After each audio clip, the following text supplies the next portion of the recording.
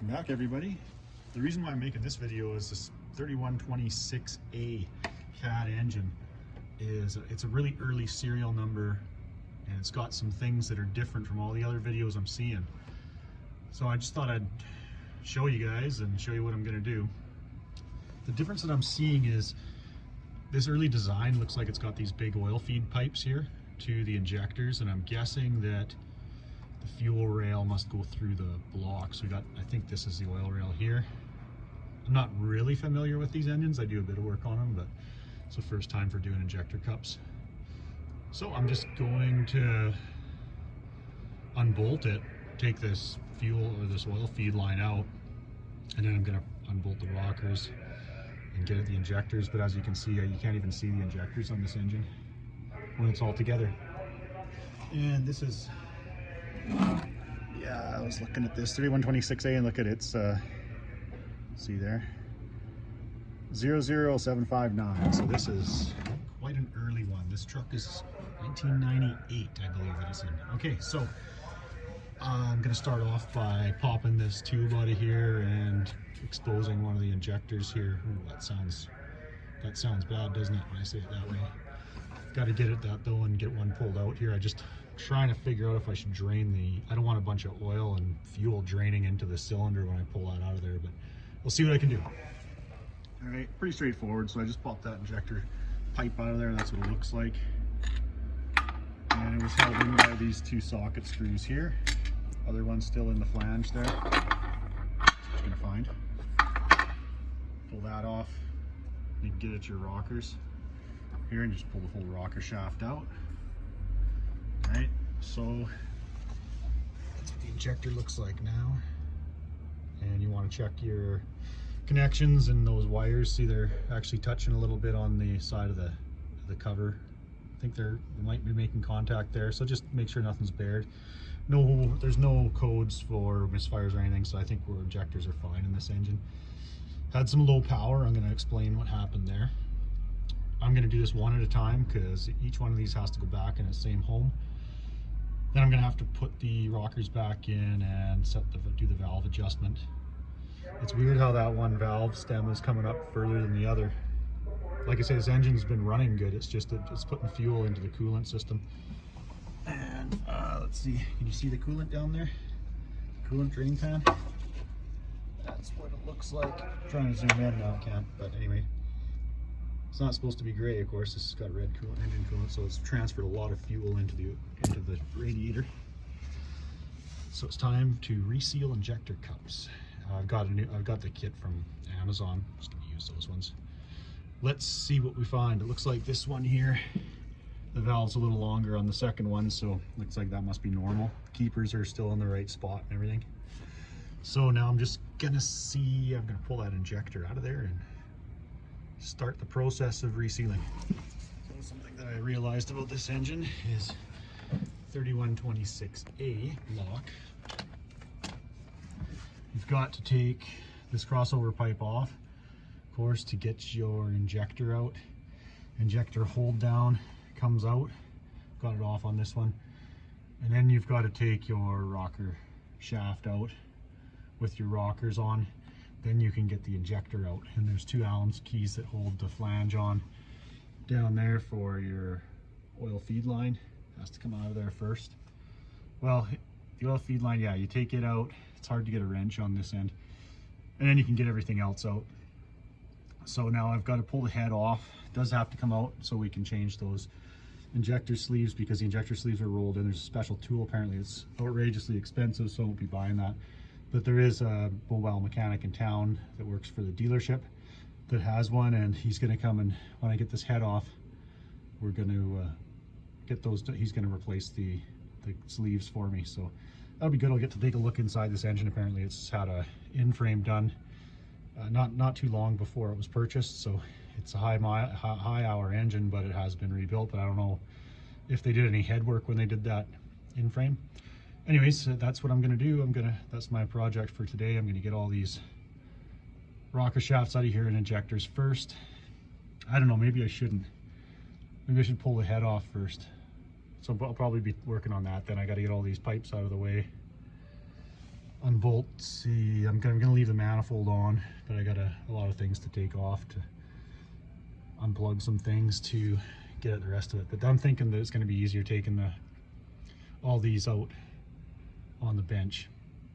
So I got to get the wiring harness unplugged, get the coolant lines off and stuff like that. So I'll show you how this goes. Might as well take you along since I don't see anybody making any videos about the 3126A specifically. Okay, got the rocker box off. All the rockers or injectors and everything are here, all in order, of course. So what you're going to have to do is, I've got this one bolted in together still. That pipe's going to go over top like that of your rocker shaft. You got to unbolt the rocker shaft. That'll give you enough clearance to get this nut with your, whatever that is, 13/16 or 3/4, I think.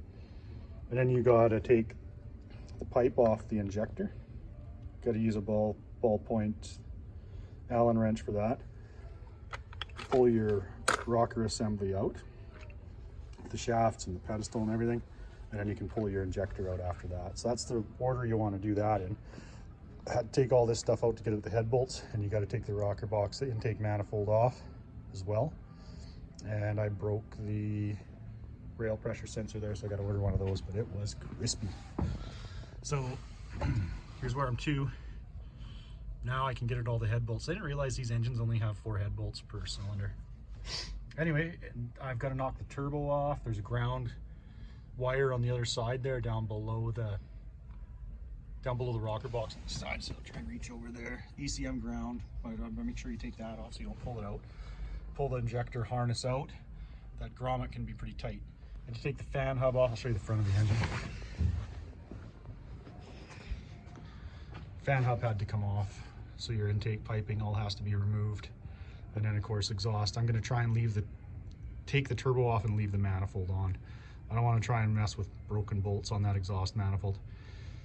So I'm going to try and see if I can get the turbo off. It's probably going to break some studs, so it'll be easier getting that out on the bench than it will be working with it on the truck like this in the frame.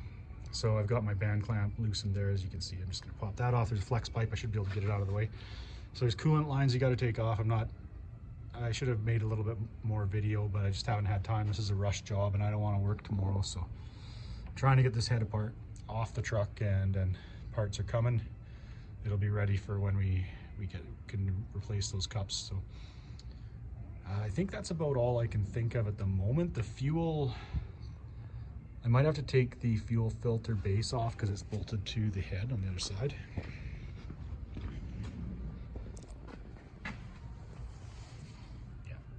So there's your fuel filter housing.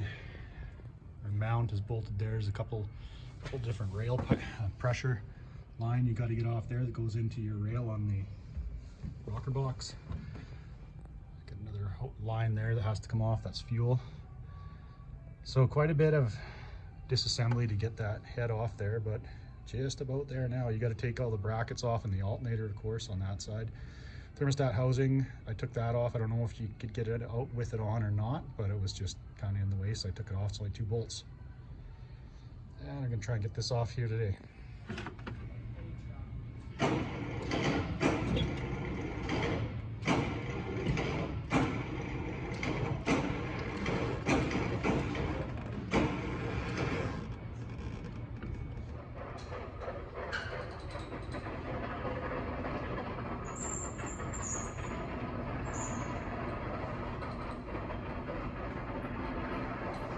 Kind of pick it up and turn it sideways in there, but that's just this chassis because it's the short hood truck.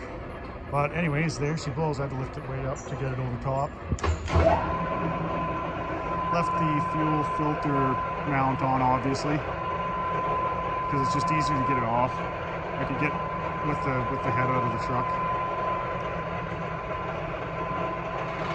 So I didn't film as much as I wanted to, but it's a busy day, and like I say, I don't want to work tomorrow. Getting close to the holidays here. So I've got a bunch of new parts ordered for it. So there's your injector cups. Get some light in there so you can see them.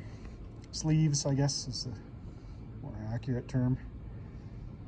All right, so all I got to do now is clean this up. I'm not going to take these out. I think I'm going to wait until we get the proper tools and we'll have them removed, and here's all my setup here. I'll set up an order.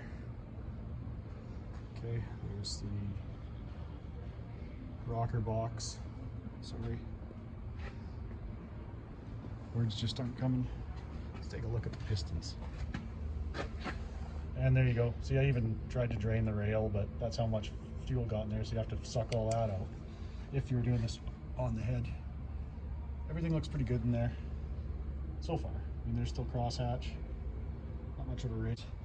I left the turbo down here, but I don't know, I might have damaged the drain pipe pulling it out. You gotta check that. But I was able to do it with just taking the exhaust off the turbo, because I had to take the line off, the feed line for the turbo off, because I had to get the bolts, get the studs. None of the studs broke, surprisingly. I gotta see if any of those push rods are bent, because I couldn't get a couple of them out of there, and hopefully they didn't hang up when I was pulling the head out. Anyways, so far I only need to order an extra sensor, but I'll find some other seals and things like that I'm sure that I'll have to add to the order. So right now I'm going to put this stuff away, and I'll be waiting for parts now. And you drop this fancy little unit down in here. Okay. And then you beat it in. That's pretty straightforward. So she's home. Until it gets right to the bottom. Right there. And then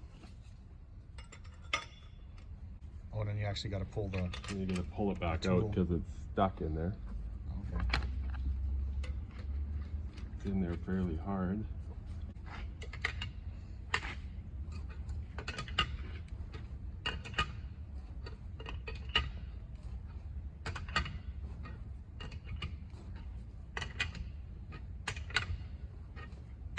That's number 4.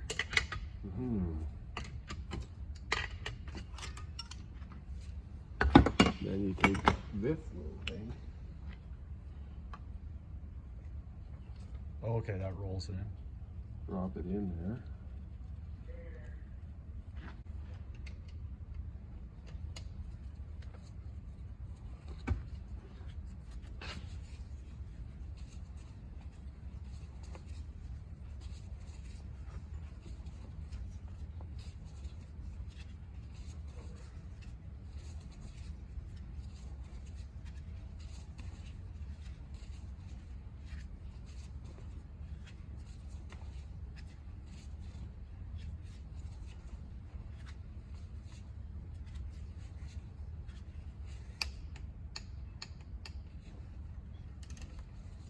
You get the 8 foot-pounds.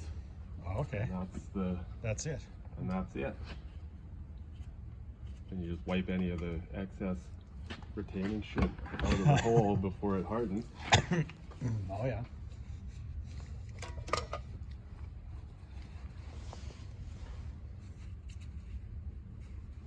That's all there is to it. They tell you in the book you're supposed to cut the like ream the new seats, but we quit doing that. Oh. When I used to have to do these because we had better success with the injector sealing without doing it. Oh. Like if you ever pull the injector out of one of these, you have to re-ream the seat. Oh, is that right? But so on the second time I would ream it, but with brand new seats, I wouldn't. Okay. Even though it tells you to in there. Just leaves you a little bit extra. Because eventually you keep cutting them, and then you got to change the cups because you cut a little bit off them each time. But that brass, when you seat the injector into it, work hardens. Oh. And then so when you put the injector back in the next time, it won't seal on the tip. Oh, okay. Unless you cut that work hardened spot off the brass and give it a new sealing surface, basically. Well, I'm ready to start prepping to put this head back on. And the bores look good. The pistons are nice and clean. The crosshatch is still in the cylinders. Like I say, this thing has low hours since in-frame, but I don't know what was, if the head was done on the in-frame. Maybe it was, I doubt it, but anyway. So I had to have a tech come in and put the new injector cups in, or injector sleeves, and there they are. So as I was showing, Here are the old ones, and you have to have a special tool that will take those out, which I don't have. And apparently those special tools are getting a little bit more rare and hard to come by. Maybe some light there. Anyway, you can see, you can't really tell, it doesn't look much different. Interesting process on how he did it there. I thought this is still going to be cheaper than a reman head for this particular engine. So now I've got all this bench full of parts here. I'm going to try and get this head back on. I got to make some lineup bolts, and then I have to get him to come back to install the injectors, because the injectors, you have to have some sort of a special tool to push them in to just the right torque. So got my new gaskets. I got new gaskets set. I've got some new injector hold down bolts. They recommend those to be changed. So I'm going to start cleaning everything up now, and hopefully today I'll have the head at least sitting on there and torqued down. And then next week is the earliest I could get our resident field mechanic to come in. So this says, again, if you buy one of these engines, or if you're looking at a truck with one of these engines, try to get the later ones. Instead of, you don't want 3116, you don't want 3126A, get a 3126B or C, or just get one with an ISL. That would be even easier. So that's where I'm at with this one, and I will try to get you guys some more video of what I end up doing here. As you can see, I got some new parts here ready to go in, and I'll show you how it goes.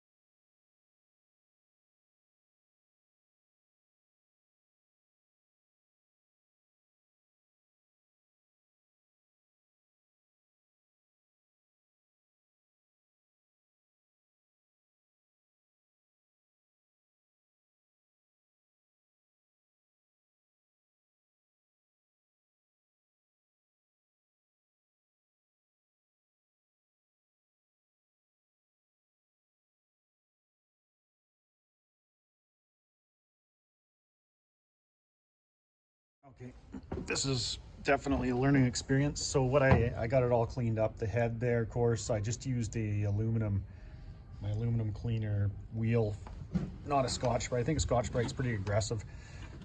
Anyway, the brush, the little plastic brush on my die grinder did a nice job of getting all the gasket material off. So I had to bolt my chain here, kind of offset my chain to hang this thing in here. These trucks are a bit of a treat to work on with the short front end on them. Anyways, I couldn't really get a lineup bolt because I had to put this in on an angle. Of course, the head isn't sitting flat, of course, so I couldn't really do lineup bolts because of the way I had to swing the head in there. You got to be real careful you don't hit your gasket. There's a couple dowels, just using a couple of pin bars, like heel bars here, and there's another one in there, and I should be able to hold this, line it up, get it sitting kind of level like that, and then drop it down. Of course, it's not, I mean, level side to side, it's not level front to back, but that's the best I can do. I'm by myself, and then I'll try and drop that thing on there. I definitely want to get this thing on today and hopefully get the head bolts torqued up. I'll see what I need for that. I don't know if I can turn them. It's going to be a bit of a chore doing the head bolts. I'd like to get that done. In any case, this is the way she's going back together, and that's a good thing. Show you the inside here. That's what it looks like. So I think I got the hoist control inside the cab here. I think that I'm good this way. Yeah, everything's lined up pretty good here with this heel bar. Gonna go over a little bit. It's gonna contact first, so I'm gonna lower this one down first. Try and get it lined up on the dowel. I may have to, I don't know if I'm going to be able to film this for you. All right, so it's kind of sitting there. Yeah, I think I'm gonna need both hands to maneuver this into place. Anyway, I know it's kind of janky, but I got just a ratchet strap going around the shifter. It's probably not the best thing, but you got to do what you got to do. I had to pull that head in before it started making contact with the deck surface. Okay, I'm gonna have to try to lower this thing down, and I'm gonna need both hands to line it up on the dowels and drop it on there.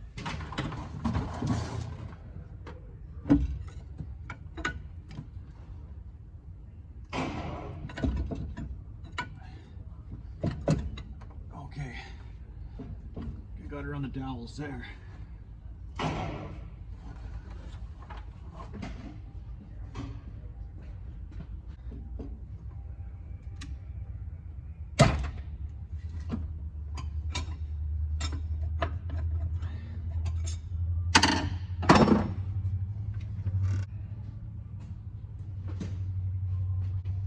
Good, didn't go too badly. I think everything's lined up. It's on the dowels. New gasket's in there. So now I can just go ahead and start assembling. I forgot that these engines, they don't have wet liners in them. They don't have liners, so didn't have to worry about cylinder protrusion or anything. They're just a cheap engine, but I mean, there's lots of them out there and they seem to do their job. So, okay, now it is time for head bolt install.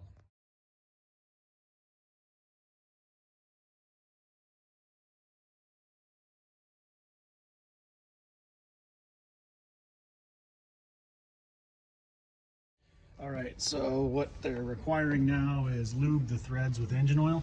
These head bolts just had a bunch of never-seize, anti-seize compound on them. That must be what the previous technician used. I'm sure it's fine. I ended up putting some engine oil, well, not engine oil, but I lubricated them with oil. And I just spun them in there with my 3/8 drive impact. Of course, I just put them in there. Probably, yeah, see, they're still hand tied. I just ran them in with it because you guys know what it's like. If you're putting them in by hand, it's gonna take you forever. So what Caterpillar is, the spec is on this engine is to tighten them to 220 foot-pounds in sequence. Pretty simple, center out, and then loosen them off until the washers are loose underneath the bolt. So I gotta tighten it to 220, loosen them off, then retorque it, and then do a quarter turn. So I'm gonna get to work on that. It's gonna take a little while to do this torque sequence on this, but that's what the manual is calling for.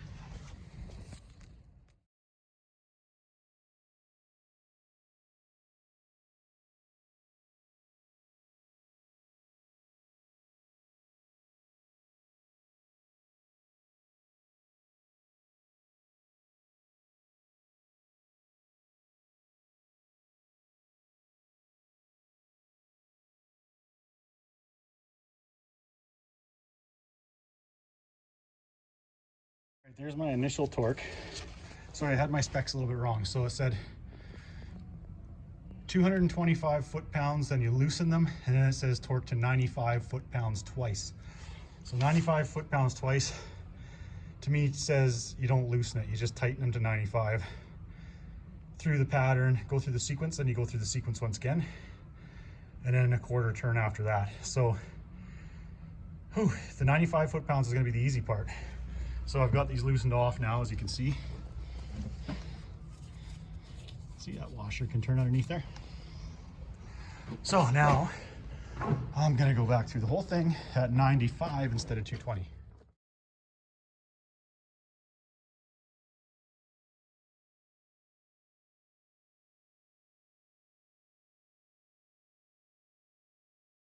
Okay, here's where I'm at.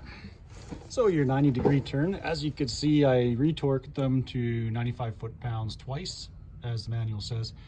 90-degree turn is going to be 1.5 flats. So the middle of one flat, and then on the end of one. However you want to do it, you put one mark on your block deck, or your cylinder head deck, whatever you want to call it, and then your 90 degrees on your bolt when those two line up. Or you can do it the opposite way. You can mark your bolt and put your mark right up there and then turn it 1.5 flats, whatever works. You can use 2 marks, 3 marks, however you like, as long as you get a 90-degree turn.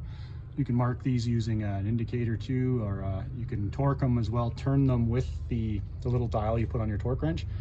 Personally, I don't have one for a 3/4 drive, so I'm just gonna be doing the paint marks like this. I've done this many times before. and I've never had a problem. So finally, I'm at final torque on this thing, and that's probably as far as I'm gonna get. I might get the box back on today, and then these bolts here, it's got these bolts on the side, and I think they're like 95 foot-pounds or something too, and I've got to torque those down. I think after these ones are torqued, you torque these ones. So that's where I'm at, and I got to get this done, and this is going to be the chore. This stage of torque, there's not much room to move in here, but I got to get my snipe in there and a 3/4 breaker bar, I guess. All right, here's what I got to. Head bolts torqued up. Those little bolts on this side right here, I believe are 45 foot-pounds. So you're gonna want to just torque those up one stage after you torque your big head bolt, main head bolts up. It's got my gasket sitting on there. Everything's cleaned up. Intake gasket. I want to make sure that's really clean, of course, just like any gasket. But this one in particular, I found actually there's a little bit of residue right there. See how it just leaves a little bit. So I'm gonna just scrub, make sure that's scrubbed really good there. Bottom of the rocker box here, got our rail here, oil rail. So I got some new seals for all that stuff. The new O-rings and whatnot, all that stuff is in my top end gasket kits. That's of course right from the dealership. And these crispy critter zip ties here. So I've actually got some new clamps for them. These little pieces here I can replace because the zip ties themselves would just snap. They're not soft at all anymore. All the heat cycles, oh, that one's flexing, but most of them just broke. So I'm going to replace those, and then I'm going to put new zip ties in there before I put this intake manifold rocker box back in. There should be plenty of room to put the injectors back in when I got this done. Pardon me, when I got this installed. We should still be able to get at it because apparently you can actually do the injector cups or the injector sleeves with the head on the engine, even these copper ones, which I wasn't aware of. Anyways, live and learn. And it's a lot easier doing it when it's on the bench, and there's a lot less chance that something's going to go wrong if you got it on the bench, because you saw that the tooling that's needed, and sitting in here it'd be pretty tough to set all those tools up and lay down there and get it all done. So I'm going to get all that back together. New turbo studs. So if you're changing the turbo studs, these ones I didn't have to change, but I had new ones, so I put them in while it was apart. Make sure that the X is pointing out of the housing. So these ones would go in like this. That would go into the manifold, and then the X would be exposed. If you put these in backwards, they could fall out, loosen off and fall out, or they could break off. So new nuts and studs on the turbo. I resealed the pipe. I ended up having to take the turbo off because I didn't line it up. Wasn't paying attention when I put the head back on. But that's good. New gasket on there. Turbo's in good shape. Normal shaft play. It's not hitting the housing or anything. I got a new gasket there. I should have replaced before I should have cleaned that surface when I had the turbo off, but I didn't because I'm an idiot. And then thermostat, I'm gonna go get another little chunk of silicone hose for this. Replace that little short hose while it's out, and also this belt here, because that's been on there for 15 years anyways, so probably longer than that, so surprising it's still holding. Anyway, that's where I'm at with that. I'm gonna have to sling that. It's heavy enough that that part there I'll have to put it in with the hoist here. Anyways, stay tuned.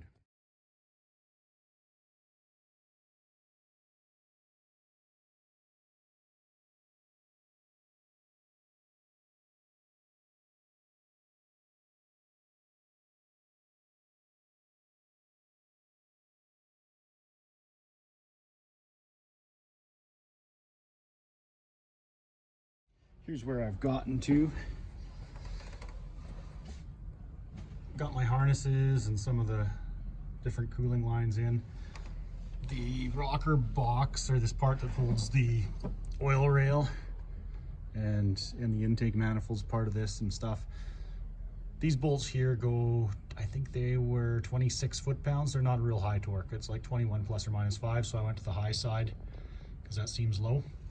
And I can set the injectors into the head, but I can't actually torque them down because you need a special tool to set the height, I guess.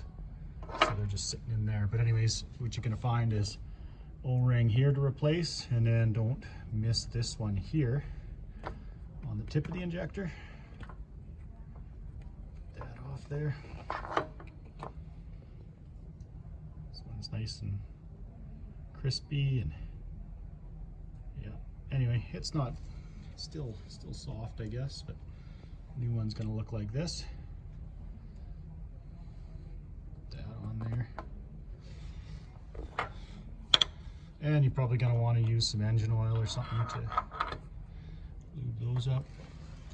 So your injector's gonna sit in there in such a way that it's not gonna block any of your bolt holes for hold downs or anything, hold down clamps or rocker arms.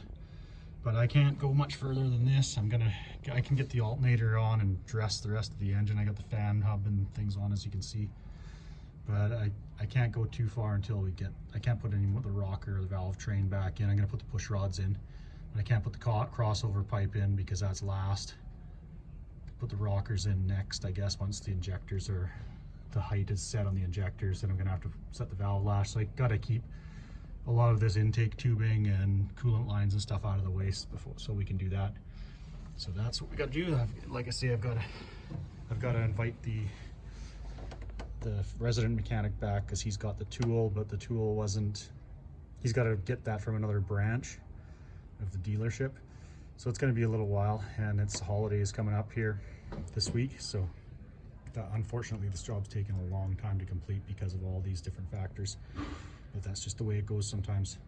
Anyways, I'm just going to set my injectors back in, plug them all in, and then I think that's about as far as I can go with this job today, which is fine because I'm going on to the holiday season here. I got a couple extra days off, and I got a few other things on this truck that I've got to look after too, so I can work on some of that while I'm waiting to get these buttoned up. Unfortunately, I didn't get any video of the injector install tool, but it looks very similar to the tools that were in the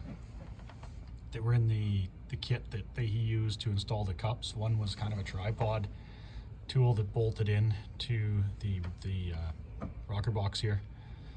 And what it did was another die went on top of the injector, and then you torque it down to a set torque setting, and that will actually press the injector into that copper sleeve, and that'll seal it. So new injector hold down bolts had to be torqued down to spec. Can't remember what that is.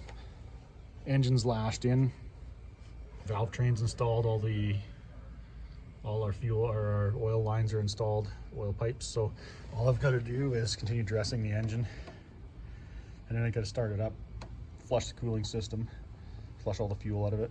So with the engine startup, I know the Internationals with the Huey injectors, you had to unplug the cam sensor and prime the oil system and fuel system before it would start. But this one, apparently you can just start it up. So I'll just add a little bit of oil because it lost a bunch out of the rail. But apparently you just keep cranking on it until it starts. So I thought there'd be a way to bleed it or something, but apparently there's not. So I don't have to worry about that, but this job's taken a long time because of that tool being borrowed and shipped and all that stuff. So I can't wait to get this thing back together. Got the cover back on. So a couple of things, I put a new fuel filter on because that got taken off so that we could move around. It was easier to move around that intake rocker box manifold type thing on the workbench. So all your little bolts that hold the valve cover in, those are 10 foot-pounds. Make sure that you get this sensor housing, this protector, this steel piece in. That bolt doesn't come past the valve cover, so you want to make sure that this is put back on before you put your valve cover back on and torque it all up. Don't ask me how I know. So slowly just getting the engine dressed and everything put back together here. So pretty soon it's getting close, so it's getting kind of exciting here. Gonna have this thing ready to roll in a couple more hours, I think, here. Just putting everything back together that I need to. I'm gonna leave as many covers and stuff off as I can, just in case I got a leak or something. I want to be able to get at it. All right, this is the manufacturer's recommendation for flushing the coolant system.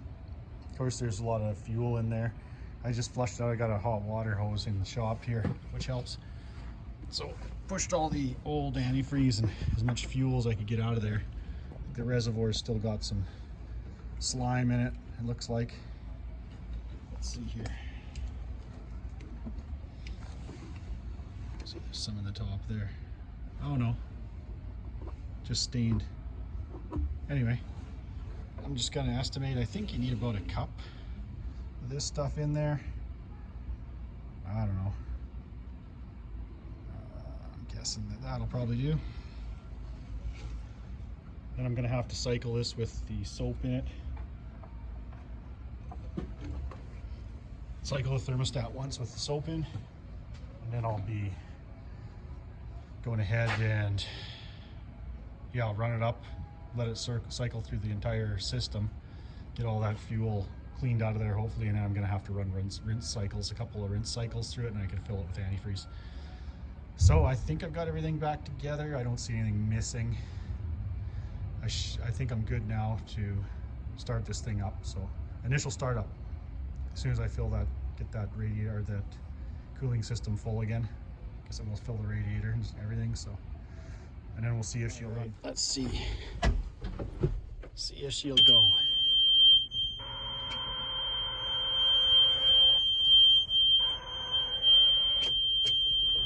Come on.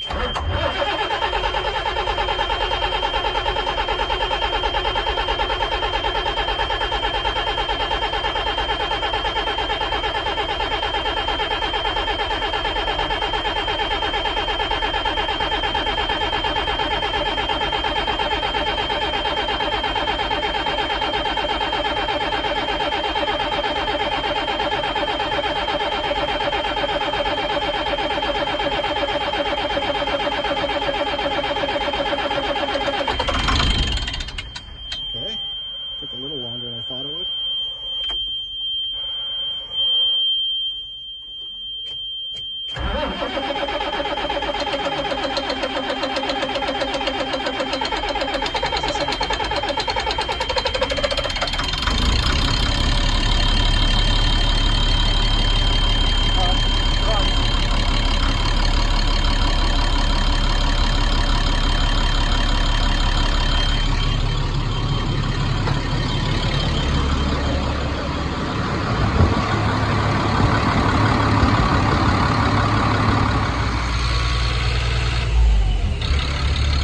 Okay, so I got it up to just about 150.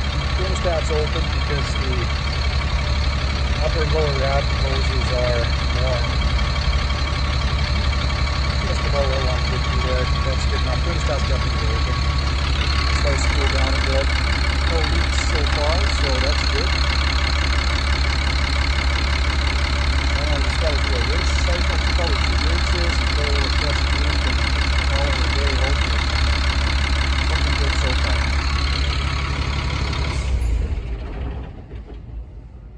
All right. Okay, so I'm just in the shop, so I wasn't worried. I just ran it a little while without the air cleaner housing in there because I didn't want it in the way. You got to take the air cleaner out of this truck to do everything. Shop air isn't dusty. There's not a lot of dirt around in here. Nobody else is working in here, so I wasn't worried about that. So it's up to temperature. Not super hot, but yeah, I can't hold my hand on that top hose, so it's getting warm. So now I can drain her all out. Got to flush the heater core. I didn't run the soap through the heater core. I'm just going to flush that with water, and if there's any fuel in it, it should come out. And I think it's just smoking a little bit on this side from oil that was laying around in there. Okay. I think I got her. It's kind of goofy where the coolant drain is right there. I just got it in hand tight. That pipe plug in the bottom rad hose, just about impossible to get at. I got to get it at it from the bottom, and now it's full of hot water, so it's going to be hard to get it out of there. So if you're doing this, just try and find a way to do it without burning yourself. Anyways, I better get at it here. I think I'll maybe drain the radiator with the petcock on the side here. That'll probably be a little safer. This guy here, unless it's clogged. Oh no, opened it earlier and something came out of it, so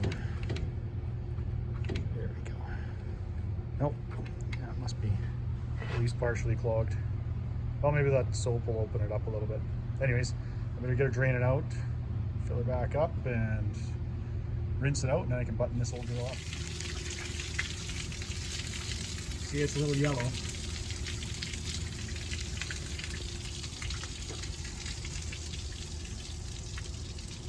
Oh, that stuff's pretty rank and soap. Fumes coming off that are pretty good. Some good stuff. Alright. Clean some of the frame too, I guess.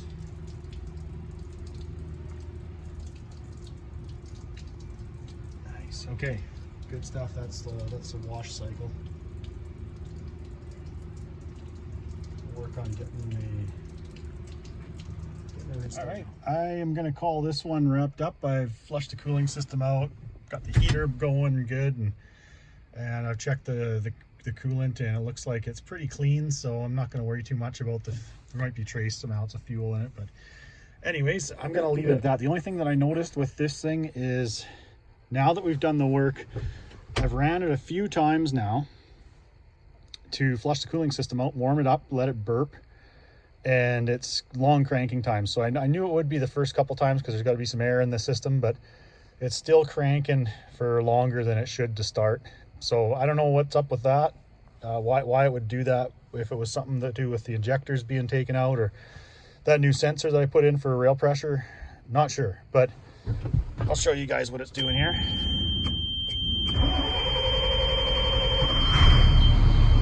So not super excessive, but it still takes a while. Like, it still cranks for longer than it used to. Anyways, I'm happy with the way it's running though. There's nothing wrong with that.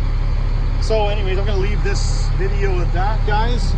I hope it helps you out if you have one of these engines, or if you're fixing one for somebody else. I hope that helps you. So you see the differences between the 3126A and the later models, the 3126B. C7.7 is different again, and 3116 is mechanical. So anyways, hope that helps, guys. Give me a like and subscribe if it does, and stay tuned for some more videos, and I'll catch you on the next one.